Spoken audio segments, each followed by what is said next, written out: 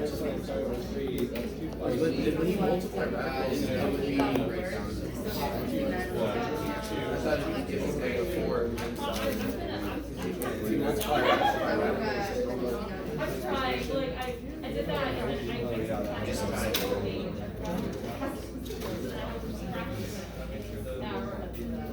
All right, guys. Don't you think you move the y over? Let's take a look at this thing. Now I've gone and made you feel bad. I'm sorry. Come back. Come back. Okay. Anybody get the first one? What'd you do? Conjugate, 11. Is that what you did back there? Yeah? So maybe remember what the conjugate was. You use those with complex numbers also? Yeah. The opposite. Yeah, it's like the difference of squares pair. So if you multiply top and bottom by what's called the conjugate,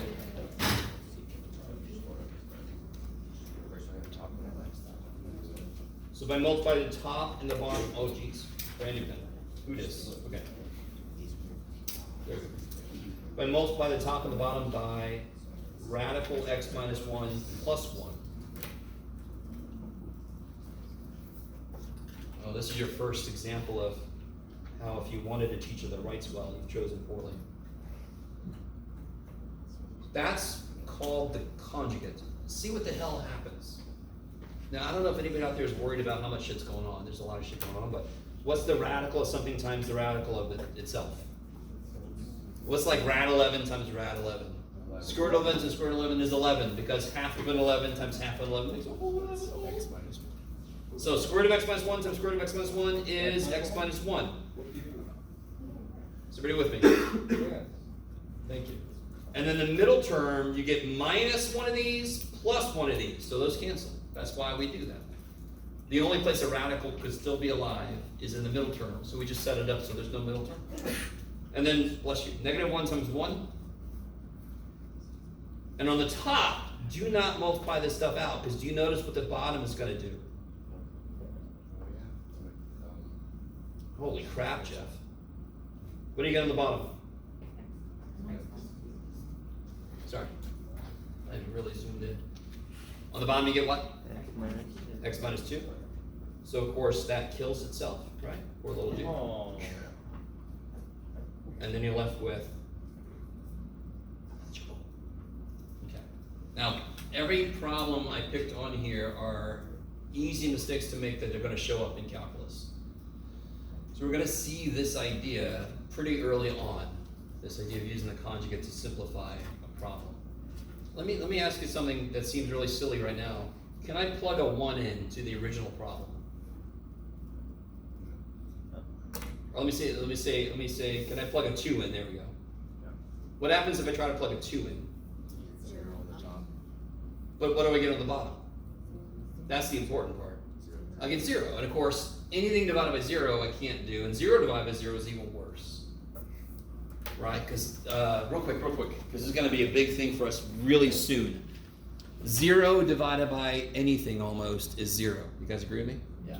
Anything divided by 0 is undefined or infinite. So what the hell is 0 divided by 0? Is it both 0 and infinity at the same time? Holy shit. So we actually call that indeterminate. Damn. It's worse than undefined.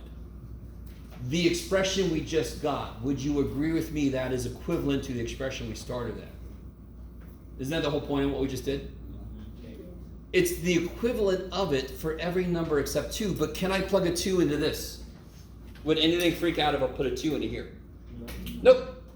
So I started with an expression I could not plug 2 in, and I ended up with an expression that I can plug 2 in. Somehow, this is going to be huge for us very soon. Okay. Little teaser. You're all like, all right, Jeff, what are you saying? There's one thing you can do with this, and it's not the thing that looks the most obvious. Because, I already told somebody this, but can anyone tell me what the square root of 13 is?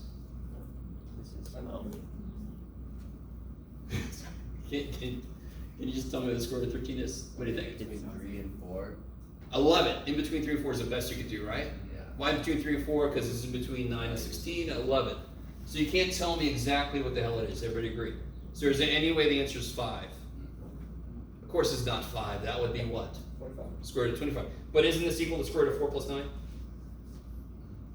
So if you think you're allowed to square root each piece of an addition problem in a square root, you somehow get 5, which you know is wrong. So what wrong? Well, the fact of the matter is, a square root is a 1/2 power. Now, if you've had me before for class, I've ranted a little bit about square roots. I wish to God we had never made this stupid notation. This is dumb. This is much better. An exponent is based on multiplication. You guys all agree with me? Yeah. Therefore, it is not going to play well with addition and subtraction. It's based on multiplication. So you cannot distribute this. You guys all with me? I love it. So, coming back to the problem at hand. I cannot make this 2x plus 8. No. So I'm really sorry. I saw a lot of people have that answer. I'm sorry. You fell into my trap. What's the only thing you can do? Where you get 4 out. Take a 4 out. And what's the square root of 4? 2. And what's the square root of x squared plus 16? I don't know. Something, yeah. How you guys doing so far? You guys kind of with me? These are really, really easy mistakes to make. I don't care how good at math you are. So please, dear God, if these are like, holy shit, I made this totally wrong, that doesn't mean much. I'm just trying to show you right now. These are the big areas to focus on. This is the most immediate mistake I see. And if you make this mistake early in a problem, you're screwed for the rest of it. So thank the gods you have a teacher who gives you partial credit, right? If you make one mistake, but the entire concept used is right otherwise, you're going to get most of the points.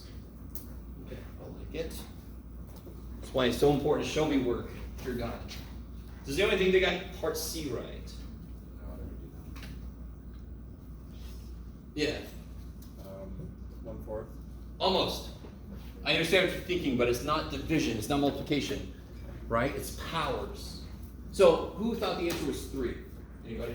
Okay, I appreciate that. I know more of you did, but I appreciate your bravery. It's not quite right. If it was log base 2 of 8, then the answer would be 3. Because what is a logarithm always? The answer to a logarithm is what? It's a power. It's the power that the base needs to become the number inside. So, you guys all with me? Everybody always freaks out on logs, and they're stupid. Logs are just so single one. Log base 2 of 8. What power does 2 need to become 8? 3. That's all logs are. That's it. So, that doesn't make this problem necessarily easier, but what can I do to 8 to make it become less? It can't be, the answer can't be 2 or 3 because that would square it and cube it. So it's got to be a root. What root of 8 is 2? How many 2's make 8? Well, you already told me 3. So what root do I take of 8 to make it 2? Cube root. Cube root is also what power? So the answer is 1/3. So real quick, what's log base 3 of 27? Because 3 to the 3rd is 27. So what's log base 27 to 3? 1/3. Yeah, okay. You have to cube 3 to make it 27. You have to cube root 27 to make it 3. That's all that says. You guys with me? So a big part about math is really accepting the idea, understanding the fact that is a foreign language. If you understand what this is asking you, what do I raise 8 to make it 2? You can even do this. 8 to what is 2? And then you can think about it. Or you could do this. Has anyone ever done this? What's 8 2 to the what is 8? 3. To the 3rd power. And what's on the 2? What's understood to be here? 1. What must be true about these if these two things are equal to each other? They must be equal to each other. And what do you get when you solve for x? Frickin' 1/3. Yeah, right. So you could do work or you could just reason it out. You guys kind of with me? I like it. Okay. All right. So, in keeping with logarithms, I'm running out of room. I'll give myself this other sheet. Anybody think they got the idea here? Yeah, Jake. You just want the answer or like how to do it? What's the idea? What'd you do first? So it's a property of logs, so you subtract Good. So logs are powers. So every property of logs is a property of powers, because logs are frickin' powers. So when do I subtract powers? What would you do here? What would you do with the powers? Okay, so I subtract powers when I was dividing stuff, yes? So I can rewrite log x minus log x squared minus x like this. And I still have this dude. When do I add powers? When I multiply. So now I can rewrite this as log of x times 10x minus 10 over x squared minus x. You guys with me? So this is what I do though. Here's what I do. Anything that's positive is up top. See how these two are positive? Up top. Anything negative is on the bottom, of course, because subtraction means divide, addition means multiply. You guys with me? Am I done? No, you're never done. No, you're. So, what is something I can do with this expression inside? Take out 10. Multiply. Yeah. So I can take out a 10 here. I could write that better, but too bad for me. And on the bottom, I can take out x. So what cancels? X is x minus 1. And what is log 10? 1, because what's the base of log? Is log. No, so 10, base 10. Sort of like,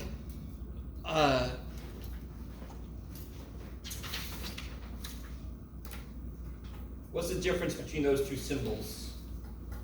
What's this one? Cube root. What's this one? What number is there that we know is there that we don't write? 2, because it's the most used root. So math people, we said, we're all lazy. No, we're all frugal with our time. So let's not put a 2, let's just know it's a frickin' 2. So what do we do here? The most used log is base 10. I don't know why, because our number system is based on 10. I don't know why our number system is based on 10. So we just said, if it doesn't have a little base, we know it's a 10. So what do I raise 10 to get 10? First time. So all this shit is 1. Crazy. Okay, you guys kind of with me? By the way, please, dear God, again, I want to remind you, if anything I say doesn't make sense, just immediately say, can you try that again? No, don't say that. Say, I didn't quite get you what you meant. You lost me at this step. You guys with me? If I lost you, I lost 12 other people at least, right? Go for it. I got confused after the first step. All right, so the first step was cool? Is that right? The first step was okay? So you just split them up basically? Or? So the very first thing I did was I'm subtracting logs, and logs are power, so I subtract them when I divide.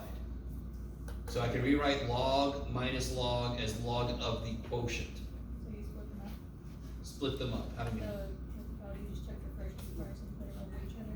Yeah, so I put that up top because it's positive, I put that on the bottom because it's negative. Yeah, so I'm not gonna do the whole proof right now, but the rule is, whatever the base is,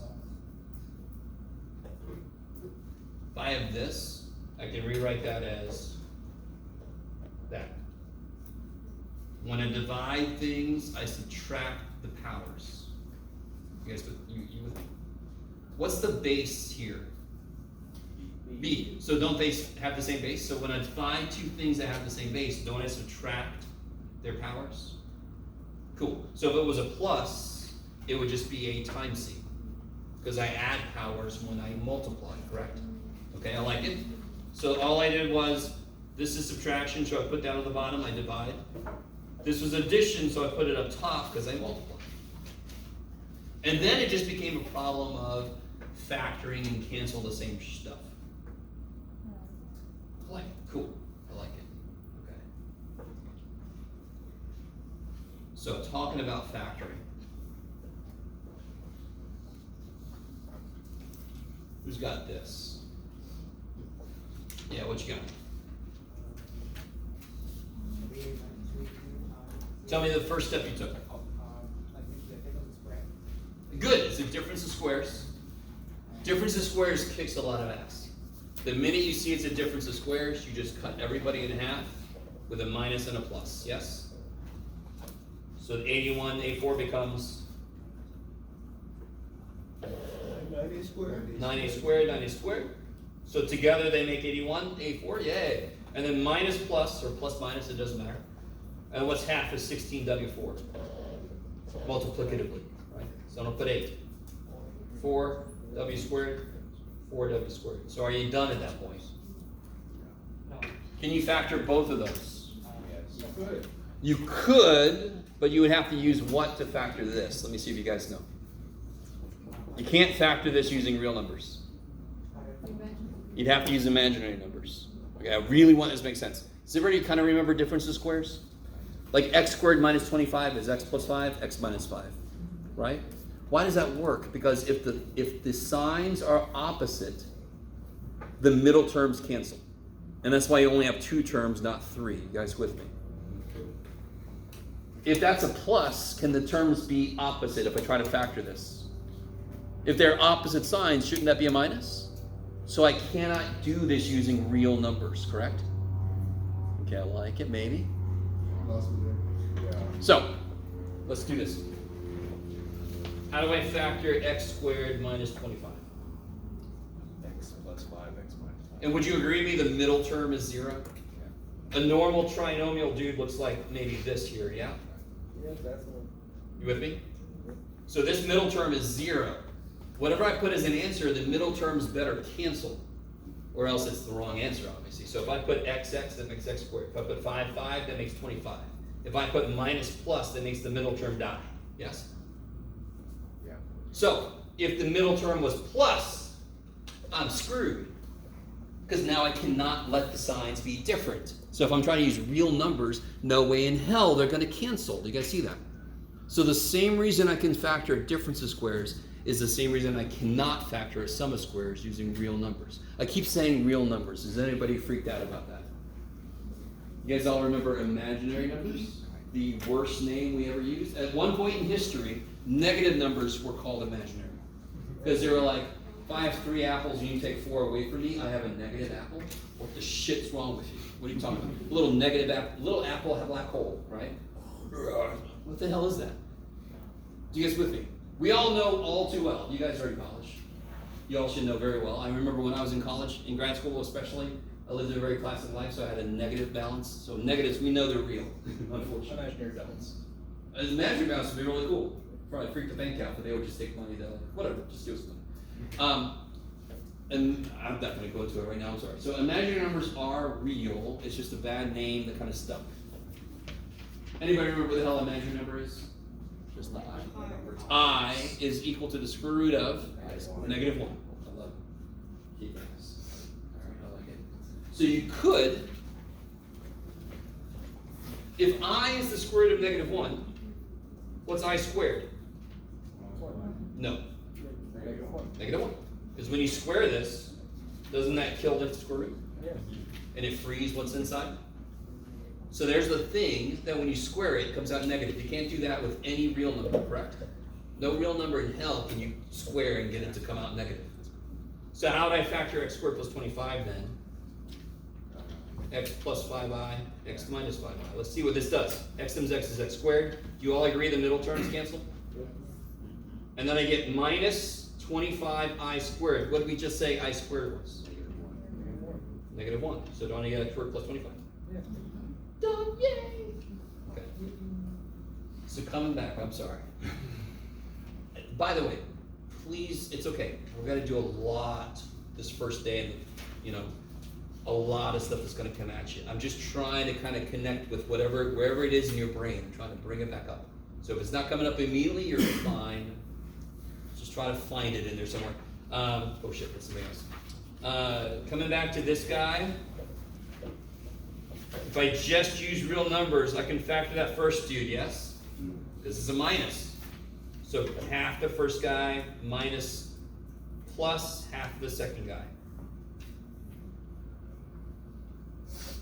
And then if I'm just using real numbers, I have to leave this guy alone. But it doesn't have to be that way, does it? Say again? Does it have to be that way? Can we just leave it at 9a minus 4w and 9a squared plus 4w? No. Okay. So when I say factor, I mean factor completely. Yeah.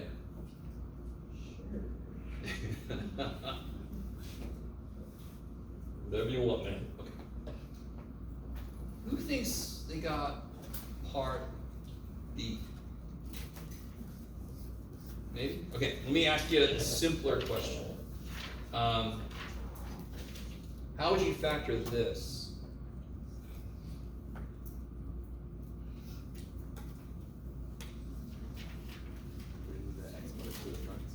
Take out a W5 or 2W5. You can take a 2 out, right? And you can take out 5 W's, because they both can give 5 W's, yeah? By the way, we're gonna take a break after we're done with this sheet, just to give you a little light in the middle of the tunnel.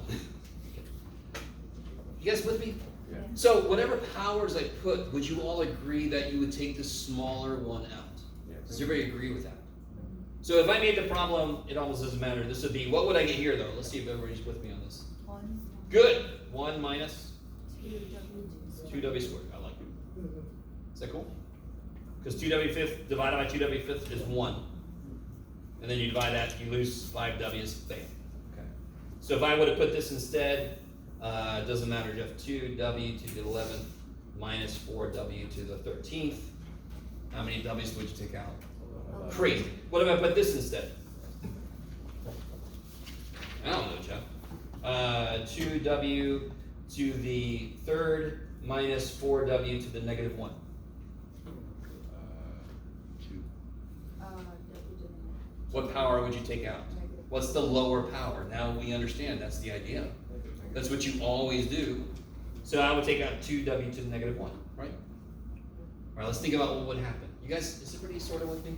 You all just agree with me. You would just take out the smaller power. Always. Of course you would. So, okay, we know that the rule then. We're going to take the smaller power out. Of course we are.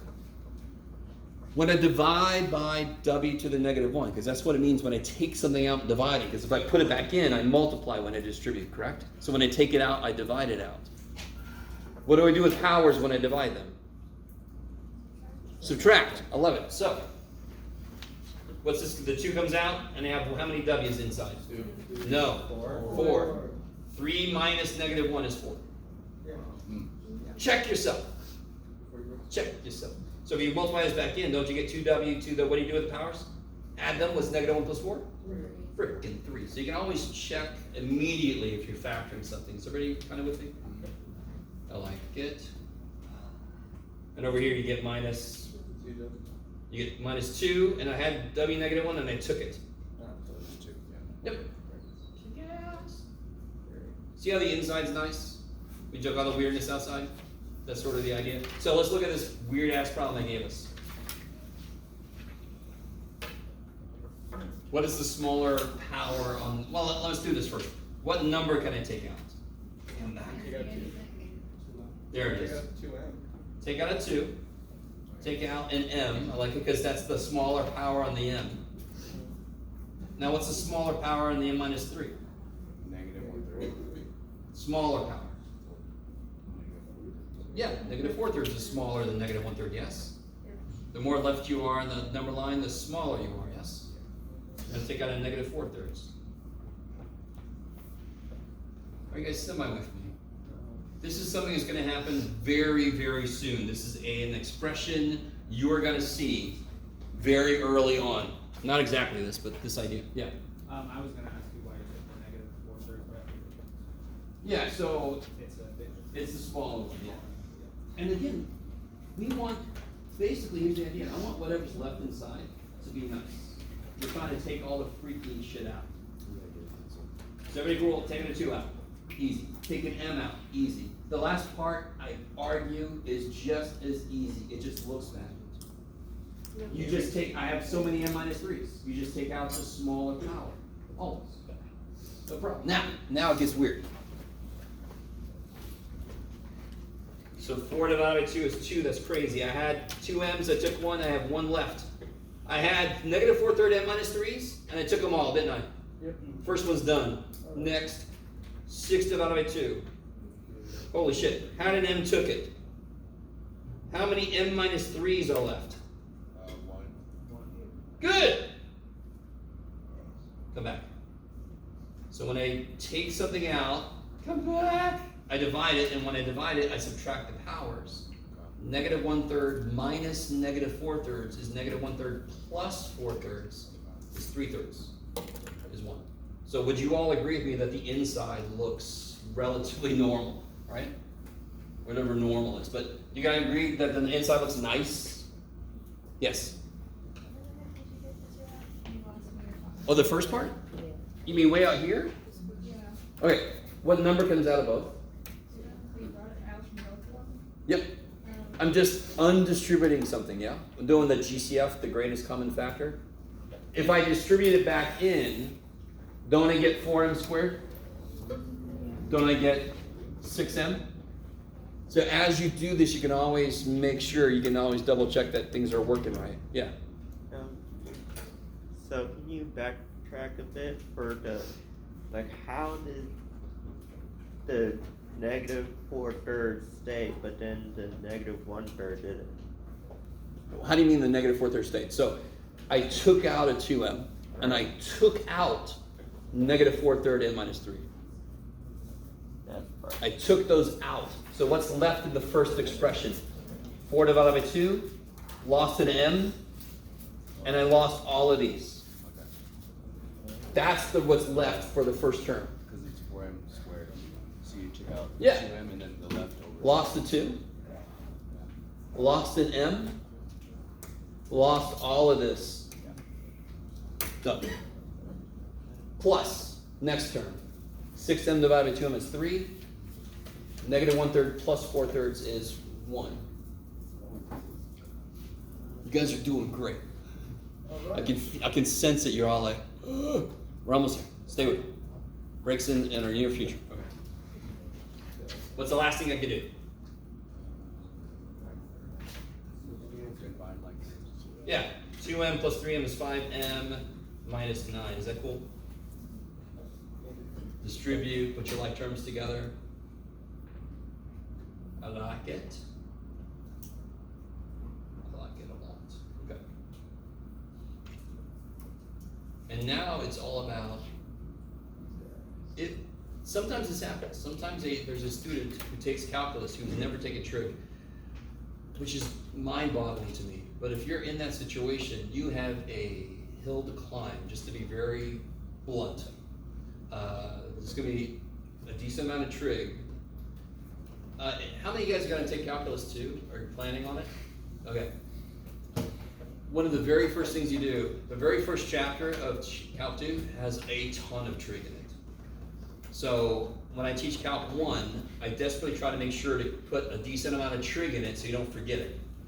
You can teach Calc 1 with very little trig, and that would be so dishonest, because then you take Calc 2, like, what the shit?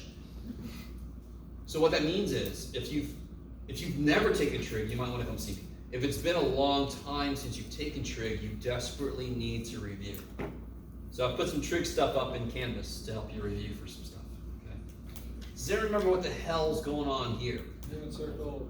Unit circle. Yeah, unit circle. Yeah. So real quick, if some of you guys took trig with me and you know this rant, SOHCAHTOA sucks. SOHCAHTOA is stupid. SOHCAHTOA sucks. Cosine likes x, sine likes y. Yes. When the angle's big, closer to 90 degrees, cosine's gonna be smaller, sine's gonna be bigger. Because sine likes y. Cosine, what's pi over 3 in degrees? That's currently in radians. 60 degrees. Pi over 2 would be 180 divided by 2. Isn't that closer to the y? So cosine should be smaller. So it's going to be, no, that's bigger. It's going to be smaller. So cosine could either be 0, 1/2, rad 2 over 2, rad 3 over 2, 1. So it's going to be the smaller options to be 1/2. 1/2, yep. And just to show you, I like that reaction. Whatever you say, math boy. If you've never seen this before, real quick, let's go with sine. Sine likes y. So what is sine of 0 degrees? Is there any y piece to this? No. I'm totally on the x-axis. Sine of 0 is 0. Yes? Become a 0. So sine grows a little bit as you go because the y piece is what sine is all about. So you can see the y piece growing, correct? the y piece of the triangle as I move around the circle gets bigger. Does everybody agree with me? So of course sine's gonna get bigger because sine likes pi. So here sine of 30 degrees, or pi over 6, is 1/2. Sine of 45, anybody remember what that was? So let me go backwards in time. Do you guys agree with me that the square root of 1 is 1? Yes. Thank you. Thank the gods. Do you guys agree with me the square root of 0 is 0? Yes. What if I divide that by 2? Isn't it still 0? Whatever you say, math. Okay. What sine is 60 degrees? You can get it from the pattern. Square root of 0 over 2, square root of 1 over 2, square root of 2 over 2. So this is going to be frickin' square root of 3 over 2. So using the pattern, what's sine of 90? Square root of 4 over 2. What's square root of 4? 2. What's 2 divided by 2? Okay, sweet. So that's a beautiful pattern, and cosine does the same thing, just backwards, right? Because cosine likes x, and as you move up, the x piece of the triangle keeps getting smaller and frickin' smaller until you get to here, and there's no no x piece. Okay, maybe. SOHCAHTOA doesn't say shit about that. So if you like SOHCAHTOA, you can still use it. I just wish we'd never come up with a damn thing, right? Okay. It makes for nifty t-shirts. Keep SOHCAHTOA. But, you know. Okay, I'm sorry. I'll stop. I have a lot of rants. So that's why that's that. Tangent. What's the basic definition of tangent in terms of other trig functions? Yes, y over x, sine over cosine. Kick-ass. What's the reference? What quadrant do I end up in? So I go back 180, and I still have to go back another what? 45. So that tells me the reference angle, yes? What's the tangent of 45? 1, but in quadrant 2, it's going to be negative, yes? Because it's sine over cosine, different signs. So it's going to come out negative, negative 1. Quadrant 2, 11. All right, let's do this. All right, let's do this. Let's take a break, because this is going to take a little bit to explain. I can feel you guys like, please, dear God, shut up. So let's come back at 12. You guys ready? Come back at 12, and we'll pick up from there. Come up and see me if you have any questions. Calculator, do I need this? What's up? I just opened I got a new calculator, but Oh, neato. what do I need this? It says I don't know. software activation key. Oh, neato. So I mean it's working, but am I supposed to? Oh, I see. Is enclosed. Oh, it's in here. You could open it. Oh, I see. I would open this sucker and see what it says. Well, I've never seen that before, but yeah.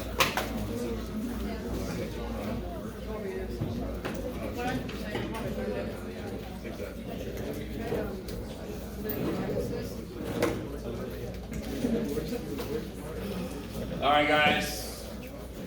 You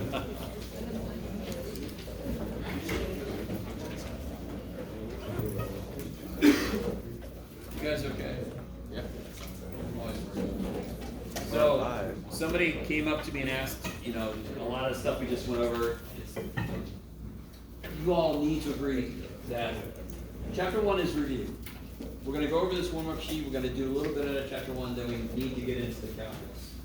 If it's been a while since you've taken math and you're like, I'm having trouble keeping up, I need you to understand the tutors can help. I've got other worksheets and such.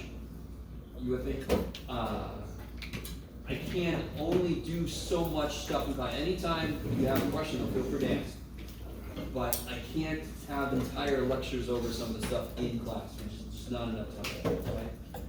But I also need you to understand, if you just let me know what you need help with, I can make sure you get connected with somebody that will help you. You guys good? Okay. So in class, ask questions all the time. Ask questions. Don't hold back. I'll say, come see me after. We got to keep going. Right? Anything about anything we did earlier today? Which problem made the least amount of sense? I love it. Somebody out there's like, everything between 1 and 3. Okay. 2B. 2B? Yeah. Yeah, okay. So let's do 2B one more time. And before I do 2B, I want to do another easier example. And I'm going to also be a little more careful with how I do something. Okay.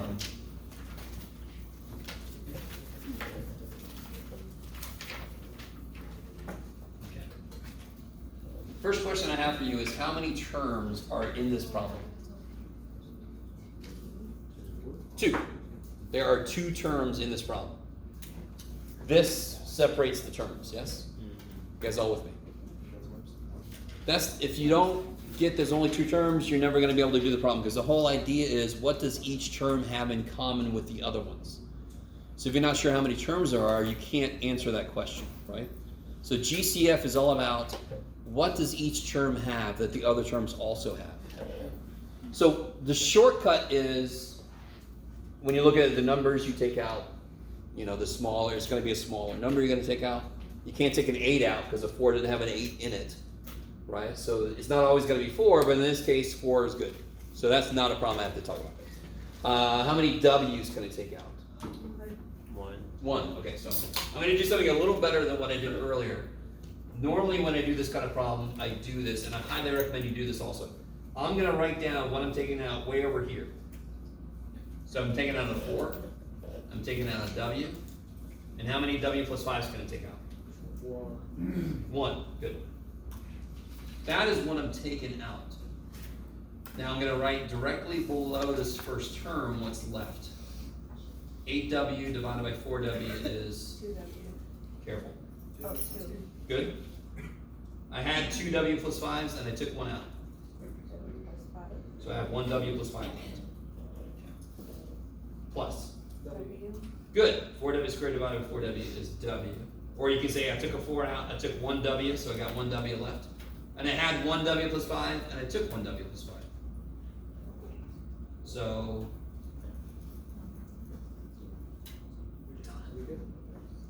is that cool? So you can see this term, this is what's left, this term, this is what left. If you multiply this back in, you do get these terms back. And what's the last thing I can do? Inside.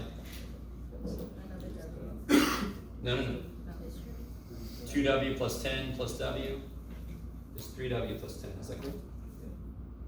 Okay. Now, the only difference between the problem we just did, you're not going to trust me, you're not going to believe me, but the only difference between the problem we just did and the problem I have on this paper is the power. I got marker all over. Powers look gross, but we don't care.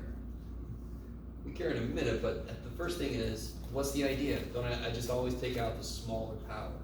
We all understand that's the idea now. I just apply that idea. It gets a little worse when the powers are fractions and they're negative, but the idea doesn't change. A lot of math is like that. There's an idea that doesn't care what's in it. I just do the same thing. But when it's fractions, we freak out a little bit. I understand that. I don't care how high in math I go, there's always people that freak out about fractions. So I'm going to write this a little further over. What number can come out? 2. And I can take out 1m. And then how many m minus 3 is going to take out? 1. Negative 4 thirds. 11. Because that's the smaller power, correct? Okay. So I did a little bit better job this time. So this term, what's left? 4 divided by 2. I had 2 m's, I took 1. I had negative 4 thirds m minus 3's, and I took them all. Next. 6m divided by 2m. And when I take something out, it's the opposite of distributing it in. I multiply when I distribute it in, so I divide when I take it out. What do I do with powers when I'm dividing? I subtract them. So what's negative 1/3 minus negative 4 thirds? It's negative 1/3 plus 4 thirds. What's negative 1 plus 4? 3. So I get 3 thirds, which is 1. Becoming n minus 3 thirds. Okay. Zoom out. All right, let me stop for a minute. You guys kind of with me on this? The whole thing, especially when you can see it, looks freaky as hell. If you look at the result, you're like, holy shit. But each step was not that bad.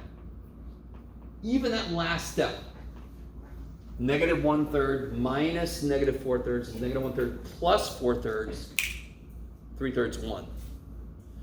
And the whole reason we do it that way is because the inside is guaranteed to be nice. Isn't the inside nice? Why would you say this is not nice? What's the main reason this is not nice? Freaking negative fraction powers, what the shit? Do I have any of that going on? It's all there, yes? The inside is nice. Do you agree with me? Okay. So what do I get now here? I get this business just sitting out here. And inside I get 2m plus 3m minus 9. Is that cool? Become a 9. There you go. So I get 2m times this many m minus 3's times 5m minus 9. Now what we're really going to do with this is we're going to set it equal to 0 later in this class. For some reason we don't know yet. Could anyone tell me when this is 0?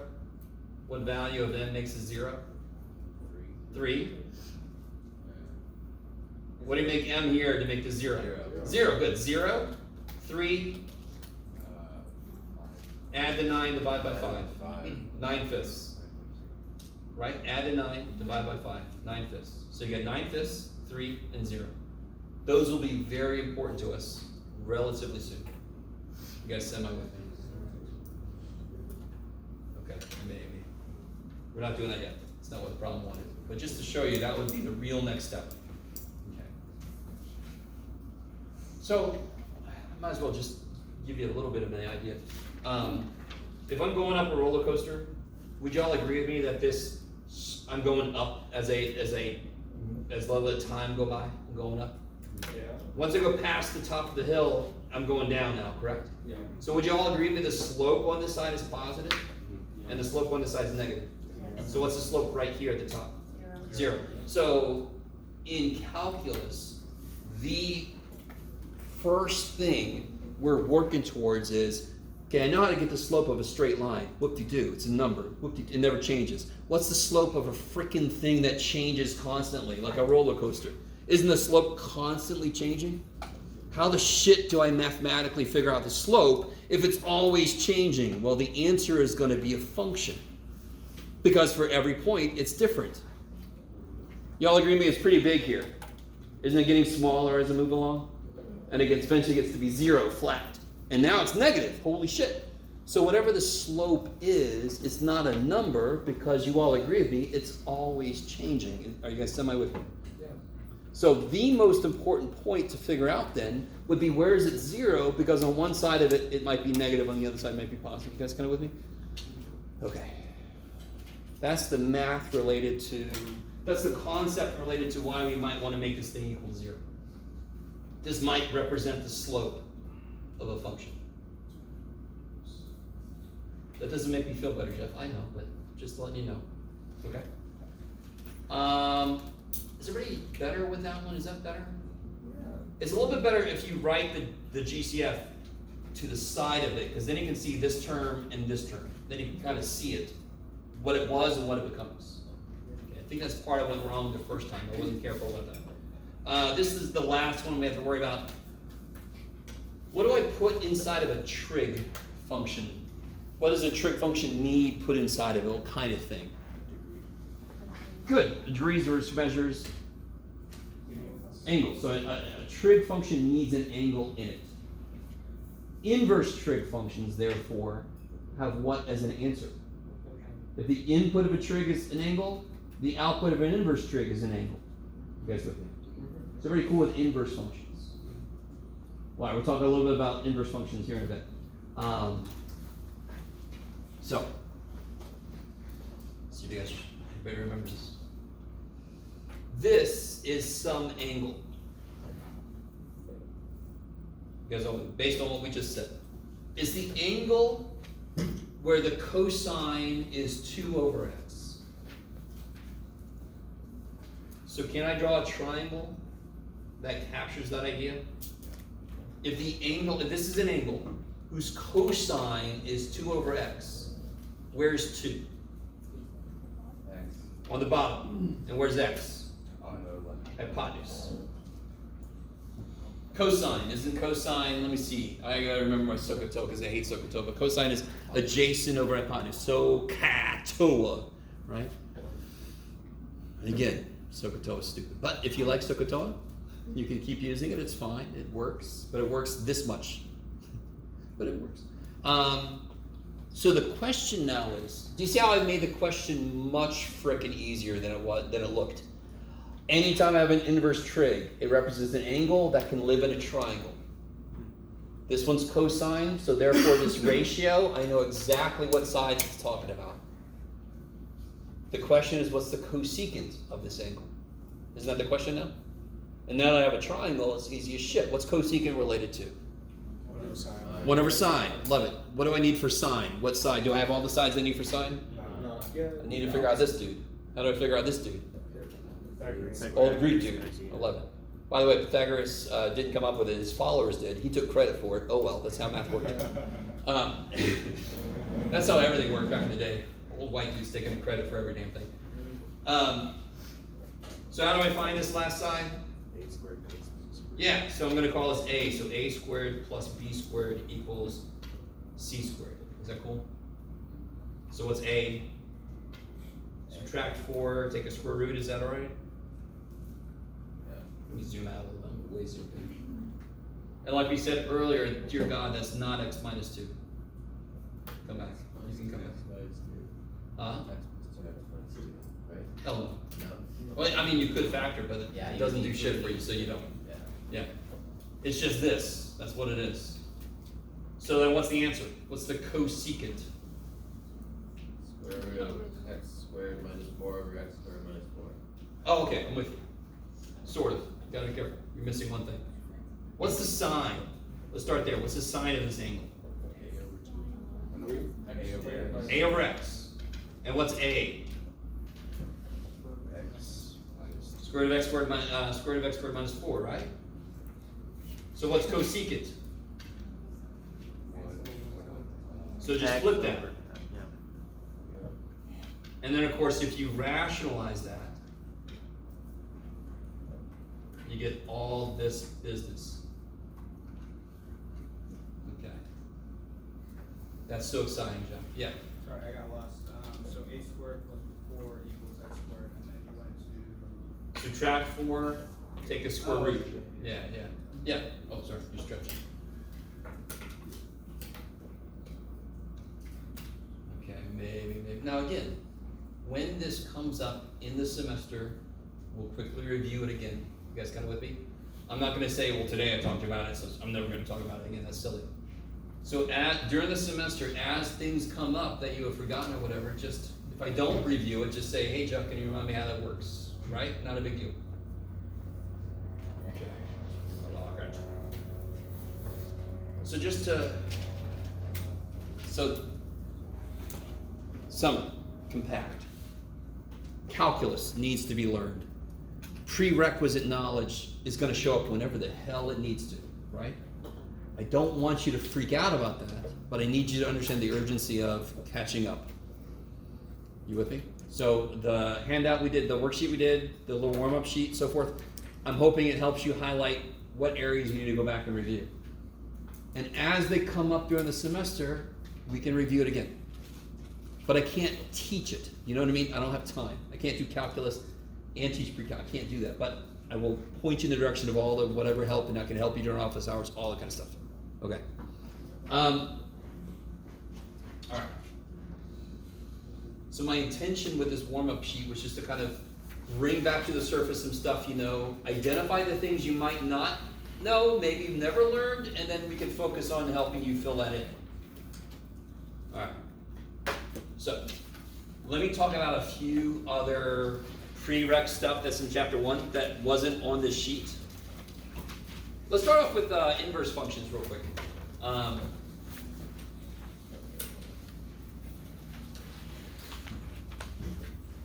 So let me see if you guys remember. Come back to me. There we go. Okay. If I needed to find the inverse of this, first question I have for you is, does anyone know why an inverse exists for this? You guys remember the test, the graphical test to tell if something's a function? What did it have to pass? Vertical line test, the volt. To be invertible, does anyone know what test it had? Horizontal line test, because if I have a function, how do I figure out its inverse graphically? Is I flip it over the y equals x line. I don't know if you guys remember this. So if I had there's a lot to this, but if I had a graph of a function and I wanted to know what its inverse looked like, Jeff, what is this? I don't know. Something very quick, leave me alone. There. Okay. Bob, very exciting function. If I want to know the graph, oh, that's the line, Jeff. Good job, buddy. But if I want to know the inverse of this, I just take every point and I switch the x and the y. Does anybody remember this? So if I would have made a more interesting one, it would have looked kind of nifty, but I didn't. I made a straight line. Good job, Jeff. But so this goes through the point negative 2, negative 3, so the inverse would go through negative 3, negative 2. Does that sound familiar to anybody? Yeah. Okay. So if I take something like this, is this a function? Yes. If I invert it, is that still a function? Yeah. Is that a function? No. Why not? Does it pass the line? Doesn't pass the vertical line. So what did we do? Math people. Again, to remind you, math people were lazy. We're like, screw drawing the damn thing. Let me just flip the test. Vertical line test function. Instead of flipping the function, let me just flip the test, you guys. But that's why the horizontal line test works. It's because it's just, instead of flipping the whole function, I just flip the test. You guys kind of with me? Horizontal line test tells me if it's invertible. This would officially not be invertible. What's a cube look like? I like it. All right, I like it. So it's the cactus. Or a colleague of mine calls it a giraffe graph. But I'm always cheesing about, well, somebody chopped the poor dude's front legs off. That's not that. Anyway, you can call it, well, I just call it cubish or a cactus, right? Does this pass the horizontal line test? Yes. And all this would do is it would move it down 7, so it would still pass the horizontal line test, yes? Yeah. So I know an inverse exists. Yeah. The beautiful thing about inverse functions is graphically I switch the x and y, algebraically I switch the x and y. So where's the y in my function? Good. So if I bring the y back, and if I switch the x and the y, and if I solve for y now, mathematically, I'm going to do all the opposite shit. So if you had to define inverse function in a very loose way, can you say the function does all the opposite shit that the function does? If the function is x plus 3, the inverse is x minus 3, because the inverse does all the opposite shit. Yes? By the way, if you don't like what I say, I'm sorry. Too bad. So how do I solve that for y? Say again. You want to single out the y Yeah, I want to get y by itself. plus 7. Add 7 and cube root. So I would call that the inverse function of f. This is very bad notation, to be honest, because that actually, we might think that means reciprocal, but that's not what that means. That means opposite function. You guys agree with me that the original function cubed something first? Yeah. And the inverse function cube root something last. Isn't that the opposite stuff in the opposite order? This one subtracted 7 last. This one adds 7 first. Hey, so they're inverse functions. They do all the opposite shit in the opposite order. You guys all with me? Kick ass. I love you guys. Okay. Oh, let me see. Sorry. I need to remember what else I wanted to cover. Just to kind of show you. The very first thing they talk about is representing functions. I'm not terribly excited about that. You guys can cover that. Oh yeah, this we might, well, let's see. I do have a handout for this, but this is like very basic word problem kind of stuff. And normally when I say the phrase word problem, I see a visceral reaction to that. How do you guys feel about word problems? They suck, okay. You hate them. All right, don't hold back. All right, so there's a little bit, but these are linear word problems. So for example, if I said, a student calls the psychic hotline to see what the hell Jeff's got on the next test, right? Psychic hotline. By the way, I don't think psychiatry, yeah, good. Student calls it psychiatry. I don't quite believe in psychics. If you do, great. You can give them your money if you want to. So let's say a student calls the psychic hotline to see what they could figure out about the future of this class. And it costs $20 just to call it, and then it costs an additional $4 a minute. Right? And people will call this, so, you know, if you want a side hustle, you can set it up. I wouldn't recommend it. Can you set up an equation that tells me, what if I call and I talk for X minutes? How much money will I have to pay? 4x plus 20. Yeah, so it's $20 no matter what, just for dialing the number. Plus $4 per minute, yeah? So that very often that per is where you put the variable. You guys got it? And one trick you could use, if I called it for 1 minute, even before you set it up, you know you're gonna pay $20 plus $4. So $4. So 20 plus 4 times 1. If I call it for 2 minutes, 20 plus 4 times 2, yes? So wherever you are changing the number, that's where the variable goes, because that's why we call it variable, because it varies. Wow. That is the most basic word problem. There was no function. We had information, we created a function. Now I can answer any question. How long did a student talk to this hotline if they ended up paying $88? 88 equals 20 plus 4. Yeah. 88 equals this, solve for x. We couldn't do that shit if I didn't have this function existing, yeah. Okay. You guys semi with me? Maybe? So, later this semester, we'll get into not just word problems, but calculus word problems. And when we're about to get into there, I will review general word problems with you. You with me? We'll just kind of review how to set up word problems. Because the terrible thing about a word problem, and again, I love them because I'm weird, but all the work goes into setting it up. But in calculus, once you get it set up, then you start doing calculus to what you've set up, which is going to be new to us also. Okay. Let me see. Blah, blah, blah. Blah, blah, blah. Yeah, okay. Oh! Exponential functions. What does an exponential function look like? I mean, if I were to graph this, what would it look like? Assuming you remember? Oh. Yeah. I like it. Yeah. I like it. Cool. So this would represent population growth. If I turn it around, it could represent radioactive decay. You guys kind of with me? So the growth is you throw some rabbits in a room, give them food, and you wait, and the population goes up. Yes? Okay. Bacteria? Yeah, you put some bacteria in a petri dish, and you forget about it, and you come back in and like, holy shit. Okay.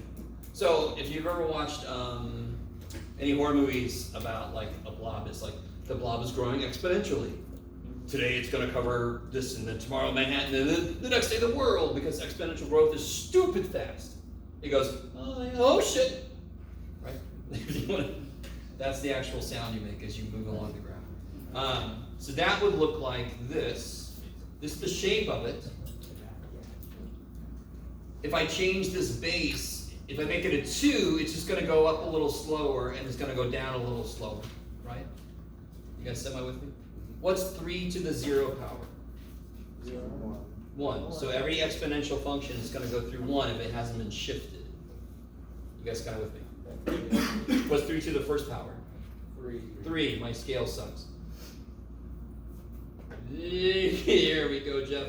Don't worry, mine's worse. I like it. Thank you, Brandon. And then what's 3 to the negative 1? 1/3. Okay, I like it. So if I would have made it 2, this would have only gone up to 2, and this would have only gone down to 1/2. So the base is related to the slope in some way. Later this semester, we'll be able to calculate the slope exactly. You like it? Now, what is the difference if I do this?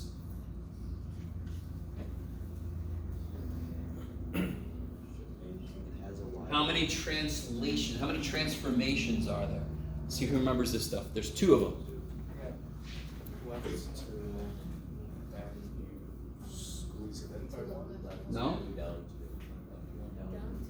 Yeah, left one. Left one. Gotcha. No, real quick. I want this to make all the sense in the world. In the original problem, how do I make a 0 show up here? I let x be 0. Hold it. How do I get a 0 to show up here now? -1. Do you see how your inputs are 1 less? So the silly example I give is if you're going to a bar and it costs $10 cover charge or whatever. This is what high-end bar. There's a guy at the front door that we know is going to give people $1 because they just won the lottery. They just feel like doing it. Right? That's what I would do something like that. So there's a guy at the bar is going to give me $1. Do I have to come to the bar with $10? If he's going to give me $1, I can go to the bar with $9 to get in. Now I should bring some money home for some drinks, but you guys kind of with me? So that's what this is saying. The very first thing I do to any number I plug in, I'm going to add 1 to it. So every number can be 1 less. That's why it goes back 1, not forward 1. So I always have students who are like, there's a plus there, Jeff. Yeah, that means all my inputs can be 1 less. So the whole graph should shift back 1. And of course the -2 is exactly what it says. Whatever the output would have been, it's now 2 less. So let me draw a better first picture. A little more careful. So 0 is to 1, 1 goes to 3, -1 goes to 1/3.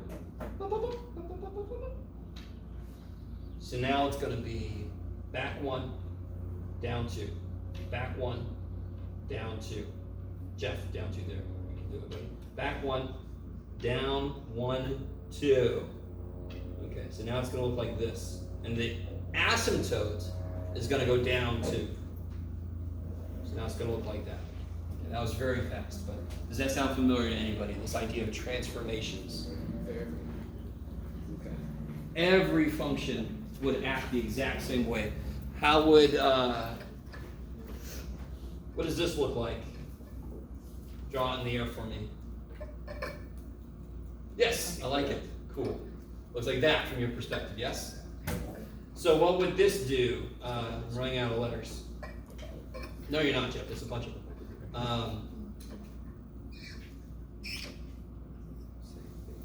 Same thing. So it does not matter what the function is. If I put a +1 in with the x, it's going to go left 1.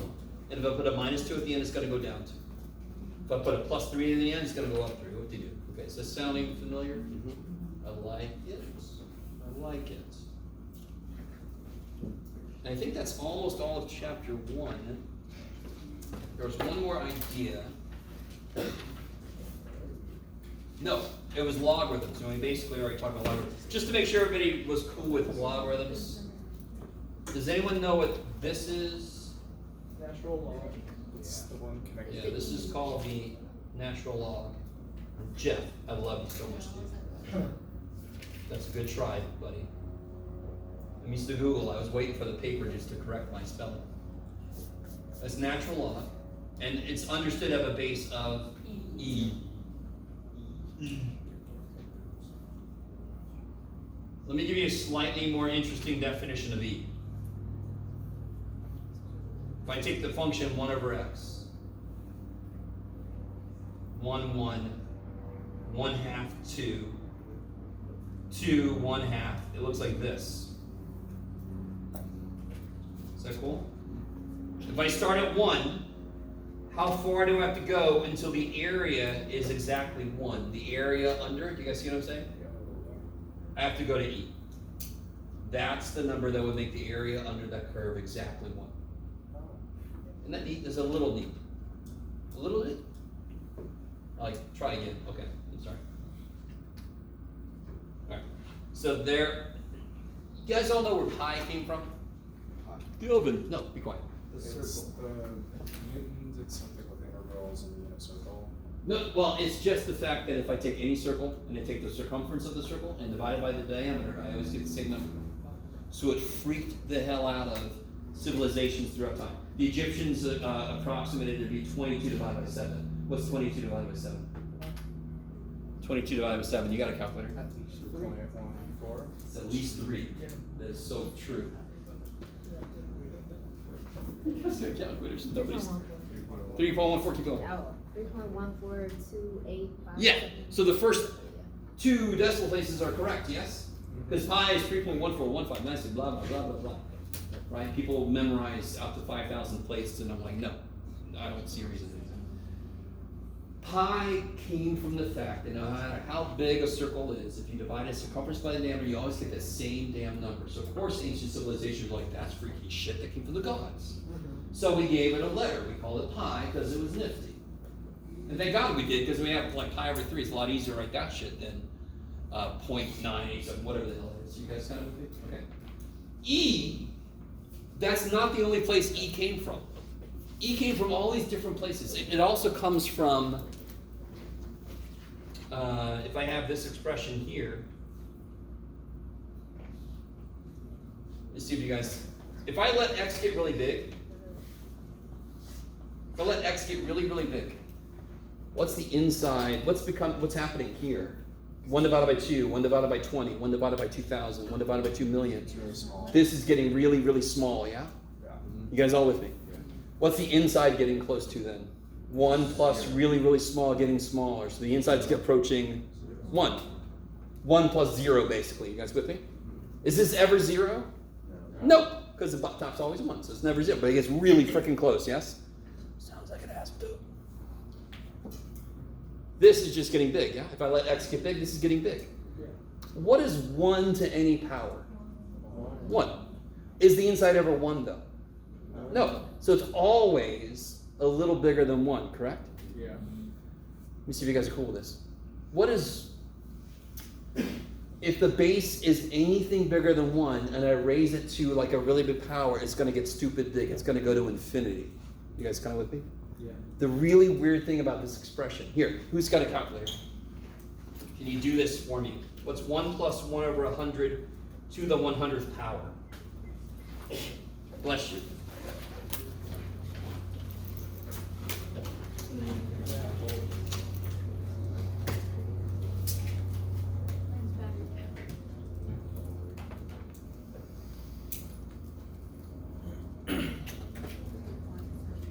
It's like that. Dudular. I like that. You guys with me? Comes out to be that. So now if I make it 1,000, comes out to be that. Do you see how it's not going to infinity? Do you see how it's already kind of like settled on something pretty much? And do you see where E is? So if I do E to the first, I can figure out what E is. No, Jeff, good try. If I do E to the first, yeah, so if I let that number keep getting bigger and bigger and bigger, it would approach this. That's freaky as shit. And the reason I'm not as intrigued is this actually comes from compound interest. Oh. And I hate business. Yeah. APY, I love it. Okay. By the way, this first day is a lot of review, it's a lot of side notes. I know as a student you're probably like, what the shit do I have to do with this? What am I users? So just understand, today, anytime we do review stuff, it's just a lot. And the work you're gonna do in chapter 1, you gotta do it. In fact, let me say this, try to do as much as you can in chapter 1 tonight, so that the first thing tomorrow, you can ask questions. You with me? I don't know what to focus on unless people come with questions. Yeah? Is the homework going to be in Canvas or in like Cipher? You got the homework sheet, Okay. and it's in a book, and you do it with a pencil on paper. Yeah, I'm old school. I already talked about the fact that I don't like online homework. If you like it, then too bad. I don't use online homework. Yeah? Yeah, something pretty nifty on a calculator. You know how to make it look like that? Oh, yeah. Mine is set to the wrong setting, I think, for that. Oh, that's probably Yeah. why. Okay. Because I always see you do it. I was like, oh, I wonder, because my previous math teacher didn't know that. Oh, So that's why. I got you. Can you explain E relating to the graph again? Say again? Can you explain E relating to that graph? Oh, yeah. So 1 over x is the most simple hyperbola. If I start at 1 and I say, how far up do I have to go so that this area here is exactly 1? To me, I like this idea better because it's very simple. It's like, do you guys agree with me that if I draw any function, can't I find an area between it and the x-axis? Okay. whole second part of calculus is doing that shit. For any function, can we figure out the area? Alright. So the question here is, how far do I have to go up from 1 until this area is exactly 1? And I have to go up to e. That's the number. So again, it came out of this thing. That was freaky. That was freaky. We didn't know what the shit this would be, and it came out to be this number. And it came out from here. Two totally different, seemingly different places. So of course we gave it a letter. Right? Math people were like, that number's freaky. Let's give it its own little letter. Let's call it E. And guess who came up with the letter for this? Euler. Oh, yeah. Now, real quick, you would think it's maybe because his first letter is E. But no, he was giving A, B, C. He was just doing all these weird numbers, and he just happened to be at E when he figured out this number. So he just called it E. That's crazy. Isn't that neat? Math history has poisonings, it's got duels, it's got people shooting each other, it's got subterfuge, it's got people going crazy, like the beautiful mind thing, right? Anyway, sorry. That one's not quite as interesting, but oh well. Okay, so the last bit of class today, we're going to leave at 1, just to give everybody something to look forward to, right?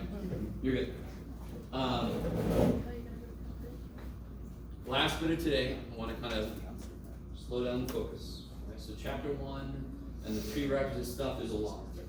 And I don't mean to make you feel overwhelmed. I do need you to realize the idea, the truth, that any of that can show up whenever it needs to. Right? So calculus is saying, you've learned trig, great. It can show up anytime it wants to. You've learned pre-calculus, great. You learned algebra, great. It can show up whenever the hell it wants to. And I'm not telling you this to make you feel anxious, but I need you to understand how important it is to catch up with your prereq skills. If you need any help on doing that, just come see me. Like it. The very first idea that we want to talk about. I do stuff a little bit in a different order in the book, so I'm going to try to remember to tell you what section I'm in. I don't like the order the way the book does it. So, here is and I just said this earlier today, the main thing, the main thrust in like the first act of Calculus 1 is, what is the slope of any function? I don't care if it's curvy or what the hell. If it's a straight line, it's easy as shit. Rise over run. y2 minus y1 over x2 minus x1. Yes? Easy. Why is it easy? Because the slope never changes. War never changes. Okay. So, let me write this down. Slope, rise over run. Yes? Everybody's cool with that? What was the formula I just said? Oh, I see what you mean. I got you. y2 minus y1 over x2 minus x1, which some teachers have represented as delta y over delta x. The little delta dude means difference, change. Yeah.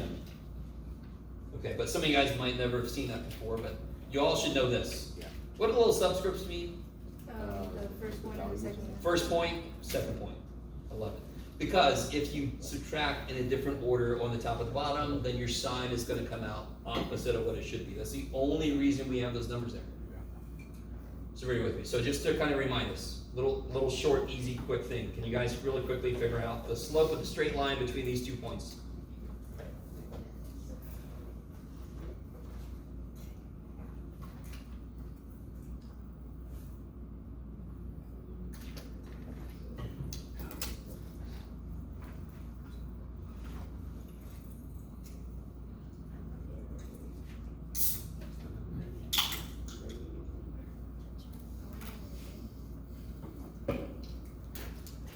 Okay. Who thinks they have the answer? Huh?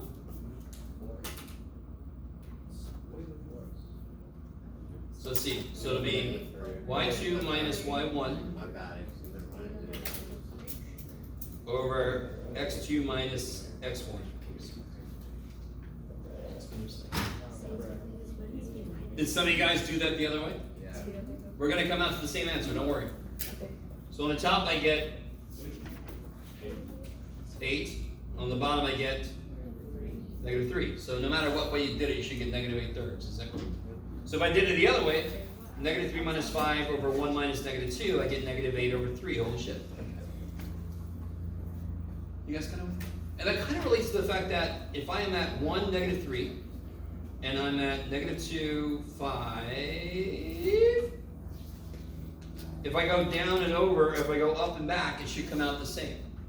The slope of a line should be a number. So this is like going down and over, this is going up and back. You guys kind of with me? Well, okay. So that's nice, easy shit. Let it be easy.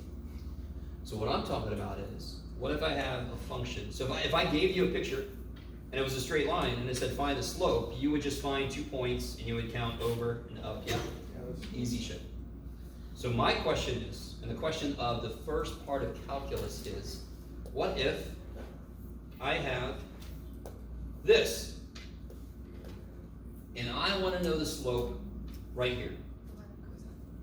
Do you guys agree with me? Let me see if you guys are cool with this.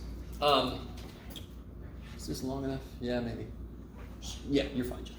Oh, I know what to do. I can't do that. Okay, I'll be away. As I move along, we did this earlier, but as I move along, do you guys understand what the pen is representing? Yeah. So, for example, if I, oh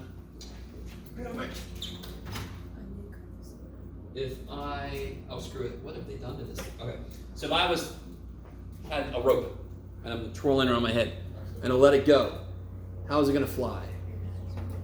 It's going to fly in a straight line based on where it was in its circular motion, correct? So if I release it here, it's going to go flying that way. You guys kind of with me? Yeah. But if I release it right here, it's going to go straight. Because that's what's called the, I don't know if anybody knows this, that's what's called the tangent line. So like right here, if I let it go, let's say that for some reason, if I turned off the force that's making it move this way, it would fly off in a straight line there. So everybody agree with me that that line has a positive slope. As you get closer here, isn't there somewhere here where the slope is 0? Yes. Yeah. Okay. Somewhere here there's a horizontal tangent line. Okay, so it's positive, getting smaller. It's still positive, correct? Yes. But it's getting smaller until it's 0, and now what is it? Negative. So at our point, our slope is negative. But the millisecond from there, it's different now. Do you guys agree with me? Yeah. So if I do have a curvy function, it is consistently, constantly changing. So our first question is, what's the slope at a point? And the second question is going to be, what is the slope everywhere? The second question can't be a number, because that would mean I have a straight line. It has to be a function in its own right. Exactly. How are you guys doing so far? So the funny thing about calculus is the very first thing we do is we just sort of like add on to the y2 minus y1, whatever. We just kind of like beef it up a bit to handle this kind of shit. Now, does everybody understand the slope we calculated here? How many points did I give you? Of course I did, right? Because if I just said, what's the slope of a line going through the point 2,5, you would be like, huh? Exactly. Thank you. You guys agree? Yeah. How many points how many lines go through the point 2,5? Infinite number. Just so I have a point here. There's this one and this one, and this one, this one, and this one, and this one. You guys kind of with me? Yeah. So I need 2 points to figure out the slope of a line, correct? Yeah. Okay. I love it. I want everybody with me because this is stupid important. The question is, what is the slope at that point, which on its face seems to be an impossible question to answer? Because what did we just say? How many points do I need to calculate a slope? 2 freaking points. And it wants to be this answer, what's the point, what's the slope at that point? What the shit, math? Can we use the y-intercept? No. Oh. Because that would be too far away. So, one thing I could do. Let me see. Okay, so one suggestion we just had was to kind of use the y-intercept. Now, in this case, why would that be an okay approximation if I use the y-intercept and I made the slope there? Why would that be? Do you all agree that would be the wrong answer? Yes. But do you agree that it would be close? Yeah. Why? Because that point, the y-intercept, is really really close to the point I'm interested in. And my function, is my function going insane? Yeah, what do we got? Is it going insane? It's So let me give you a function that's actually going insane. So what if my function was this? Right? Yeah, that's clear. So is this input very far from this input? Are the outputs very different? Yes. Yes. So the nicer my function is, the easier it is to approximate the slope just using a point that's close. Does that make sense? Yeah. So that's why your answer was pretty good. It's a really good place to start. So what about if I had a point that was far away from the y-intercept? So what about, do y'all agree with me that the slope here is semi-decently big positive? Yes. If I use the y-intercept, would this slope be 0? I got it. Okay. So in general, I can't use the y-intercept, but here it would come out with a pretty decent approximation. Are you guys kind of with me? So as I move around, if I get the line, oh, poor little dude, if I get the line that goes through those 2 points, that's pretty close to the line that goes through here. Do you all see how it's more negative here than it would be through those 2 points? Yeah. But it still would be pretty close. Okay, not good enough. I want to know exactly what it is, right? Yes. You answered my question. Now, part of the homework, by the way, just to let you know, in these last few minutes, I'm kind of doing an overview of ideas. Next time we'll start with some specifics. I want to get us to the point where it makes sense, the very first new idea of the season is going to be an idea about letting X do something. And I want to get us to that point. So, if I want to know, let's focus on this guy now. If I want to know the slope through this point, and algebra says, I don't know what to do for you, man. I need 2 points. All right, well, let's pick a point close to it. Let me call this one X. I'm going to call this one X1. Is that all right? Sure. So I want to know the slope of f of x at x. So a way to approximate it is to use an input that's really close to it. Now, let me ask you what might seem to be an impossible question, but let me see who can do this. You can't get a number, but can somebody figure out the slope between those 2 points? You can do it. I know you can do it. What's the slope in general between 2 points? Equals mx plus b. Mx plus b is using the slope to construct a linear function. Oh, yes. What's the slope? Not just the English rise and run. That's the English shit. I want the math shit. Y squared minus y. No, careful. Why don't you? I mean, I squared. You're good. I know what you meant. Right? We just said this earlier. Do I know my inputs? Not all of them. I know x and x1, right? Yeah. So on the bottom, I can make this x minus x1. Is that cool? Sure. Because that's the point, the input there and the input there. The bottom just says subtract the 2 inputs. Isn't that what that says? Yeah. The top needs the outputs. What's the output for x? Be more specific. Yeah. Let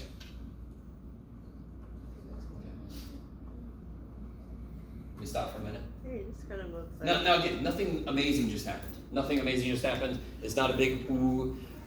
Y is f of x, correct? So for any function I give you, a good approximation for the slope at a point would be get a point near that one and figure out the straight line slope. Now, real quick, the really important word in the sentence I just said is near. Is this function relatively well behaved, which is an actual technical term? A well-behaved function is a technical mathematical term.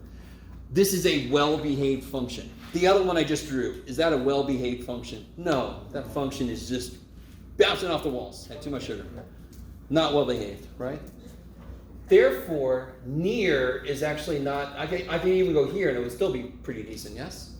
But if I had a function that was going insane, near would have to be stupid near. If I move a little far away, I'm like way off. I'm somewhere else entirely. You guys kind of with me? Yeah. Okay, good. I love it. Okay, so you all agree with me This is a question. Do you all agree that if I knew the function and had these points, that would be a decent approximation? It would not be the right answer, but it would be pretty damn close. Good enough for government work, right? Okay, I like it. So, how the shit do we improve this so I get the exact right answer? The whole problem is, and I desperately want you to understand, the original question was, what's the slope at that point? And algebra says, I need 2 points, man. If you don't give me 2 points, I can't tell you shit. Right? What's the immediate thing I could do with the process we just created? Wait, let me get rid of this. The process we just created, what's the immediate thing I could do to make it better? Get closer. Get closer. What if I used x2 and I made it right here, halfway between? Wouldn't that line be a closer approximation? Yeah. So how do I get perfect? I let this point Be right at it. be right at it. All right, so here's the idea. You write this a little better. Go away, crazy function. Okay. I don't remember what this looked like. It did look like that. Jeff. Go ahead. There it is. Very good. Thank you. This point here, I'm going to change my notation up just a little bit. That's x. The other point I'm going to pick, I'm going to call it x plus h. Ooh. Let me see if you guys are cool with this. Where's h? What does h mean? It's how far apart those two inputs are, correct? So now do you see, the reason I want to change this notation is I can talk more directly what I want to do. What do I want to let h do? If I make h2, how do I make that a better approximation? Make h1. How do I make it a better approximation? Make h1 half. Are you guys with me? If I make h smaller, isn't that making them closer to each other? Didn't we just all agree that would make the approximation better? So what do I really want to let h be? 0. I want it to be 0. Now I like what you're saying. Span up here said, I remember what the hell you said, John. If I let h be 0, the damn thing's going to be 1 point, and algebra's going to say I can't do that shit, right? So we want to let h go to 0, just never get there. This is the idea. So does everybody see what's happening? So the closer I get this second point to the point that I'm curious about, the better the approximation. How does it become perfect if I let h go to 0? Then it's exactly 1 point, but then algebra says, I can't do shit for you, man. This is the idea of what's called the limit. So let me see if you guys are cool. Let's do this first. Can I set up the function that represents slope? That's the word representing. Sorry, got to translate from Jeffish to English. The function representing slope between these 2 points. And again, we've already done this. The inputs are x plus h and x, yes? Yep. So that's on the bottom is x2 minus x1, is that cool?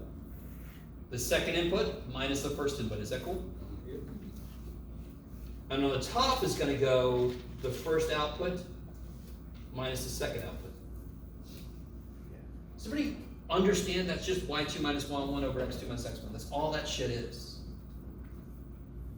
Now what's interesting that happens on the bottom? What's h? And why does it make sense? Because how much did x change? By h. So it's h over, h under, because that's how much x changed, and the top is how much the y's changed, yes? Yeah. So this becomes y2 minus y1, and x2 minus x1 just becomes h. Now, if I let h be a small number, that approximates the answer pretty well. To make it perfect, I need to do this. I need to figure out what's the limit as I let h go to 0. So the last thing I want to do today is a concrete example of what the shit this means. And then what we're going to focus on tomorrow is this.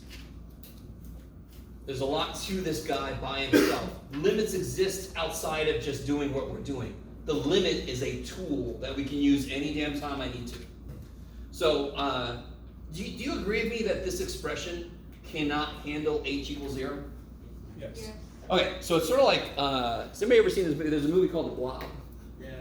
I like the 80s one. So at the beginning of the movie, there's this meteorite crash lands. And this guy comes up and he says, oh, what's that? And it cracked open, this little ooze came out, right? What is the last thing you're going to do with that shit? Touch it. So we might go, what is that? We might get really close, but I ain't going to get there because I don't want to touch that shit because I don't know what's going on. So what'd this guy do? If he didn't do this, the movie doesn't happen. So of course he touched the damn thing and it wrapped around his arm and it ate him. All right, you guys still with me? Sorry. Yeah. If you don't like horror movies, I'm sorry. So the limit is us doing this. What is that shit? What is that? Oh, right, so it's getting really close to it, but you never get there. If I never let h get to 0, does that expression ever have an issue? No. But if I get really stupid close to 0, which is what you were doing just a minute ago, you were like 0.0001. I'm like, a little cheer. Yes, right? Let h get really stupid small. So let's do a concrete example, and then we're going to stop because we've done a lot today. So here's a concrete example of what I'm talking about. You're like, thank God. So I'm going to give us here. Let's just do this. X squared. I'm going to draw a semi-decent expression, representation of x squared.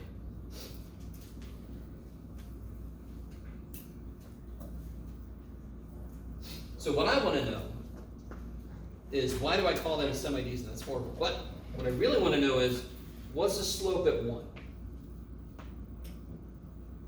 So we can say this in two different ways. What's the slope of the function at 1? Or I can say, what is the slope of the tangent line through 1? They both mean the same thing. So what is the slope of f of x at x equal 1? Or I can also ask, what is the slope of the tangent line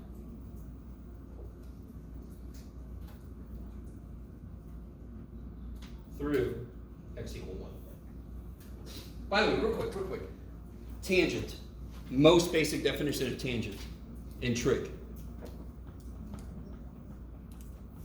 Try again. Line that goes through on point. No. In trig, tangent. Sine is y over r. Tangent is y over. Sure, but it's y over x. Thank you. What's slope? Isn't it changing y over changing x? So do you see why we call this the tangent line? Because it's the freaking slope, and tangent's y over x, which is the freaking slope. Okay. So I want you to understand why we call this stupid thing the tangent line. That's why. Okay. So I want to slope through there. Does everybody agree that's positive? Yeah. At 0, it's flat, so it's 0. So at 1, it's probably not that crazy big. It hasn't really gotten very. As I move along, doesn't it start to get really silly big? Hell yeah. Okay. So let's try this out. You ready? So I want to know just what's the slope formula.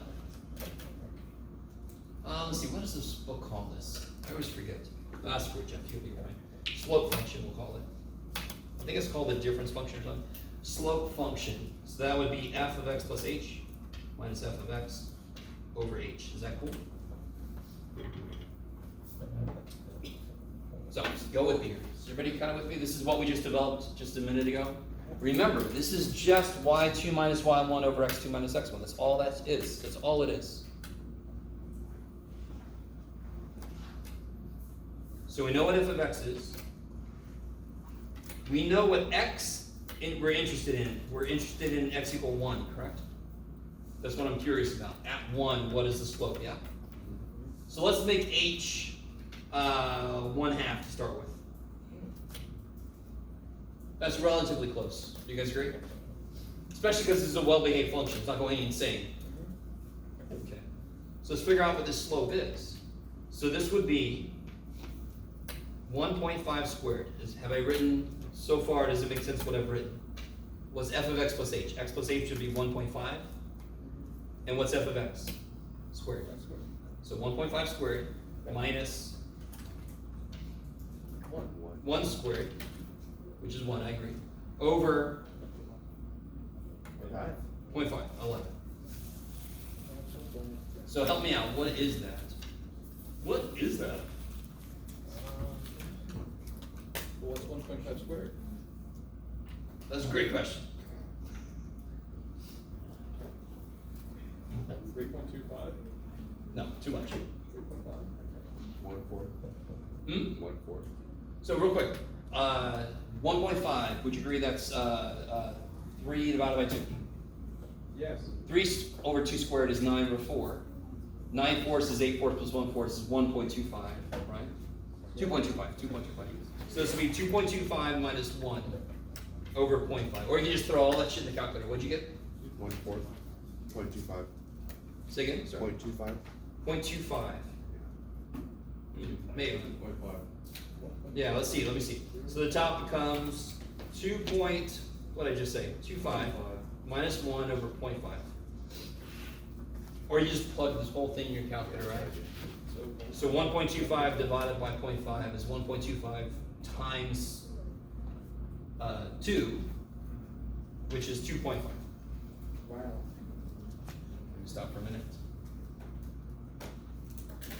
Now, real quick. All right. So all I did was, I know one input I'm curious in. What was the other input at first? 1.5. 0.5 above that. So we're right there. Does everyone agree this would be a little bigger than it should be? Yeah. Because as I move along, it's going up faster? Right. Okay. So this is a little bit of a large approximation to what the slope is. So, real quick, if I get closer, well, h equal 0.1. So now it's going to be f of 1 plus 0.1 minus f of 1 over 0.1. Is that cool?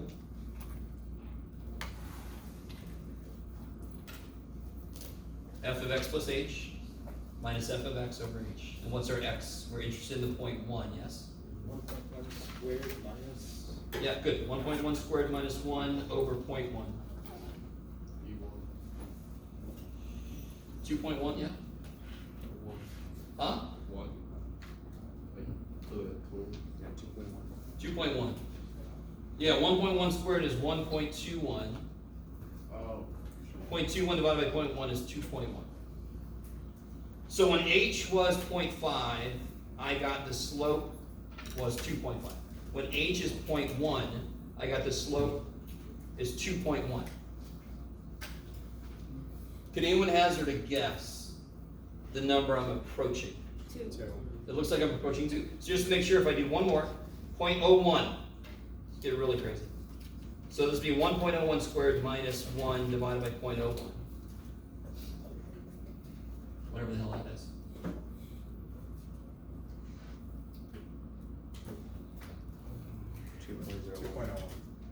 Yeah, 2.01. So, a big thing about limits, the whole idea of a limit is, if I let h go to 0, the way I can kind of concretely analyze that is to let h get really small. Directly, just concretely, just nuts and bolts. Let h get small and see if I can see a pattern as to what's happening with the outputs. So we might be wrong. The answer could be 2.000000003, but I would put a lot of money on the freaking answer being 2. It looks like the pattern is, if I let h get really, really, really small, this is going to approach 2. Are you guys kind of with me? And that matches up with our expectation because I knew it was going to be positive. I knew it wasn't going to be that big yet because it hasn't moved away from where it was flat too far. Okay, maybe. Yes? So you said that you wanted an exact answer, but we get close to 2, but not Yeah, so right now it's still not perfect because I'm basing it on what I believe the pattern is trying to show me. So now the first part, we're going to try to improve on this. I feel really good about 2. But maybe it's 1.9999999999997. I don't know. But we've done a lot better than we could have done any other way with this idea. So this idea of limit, the limit as something goes to something, x goes to 0, whatever. So if I add, for example, this, I want you to notice something. Can I just let x be 0 in this expression? Yeah, totally. So I can just do that. 0 plus 1 over 0 minus 1 is negative 1. So where do limits come in handy? X can be one. Whatever is the function. You can do it, Jeff. There we go, buddy. You did it. So if I'm trying to let x go to 1, can I do that here? No. No. But can I do something algebraic to help me with this?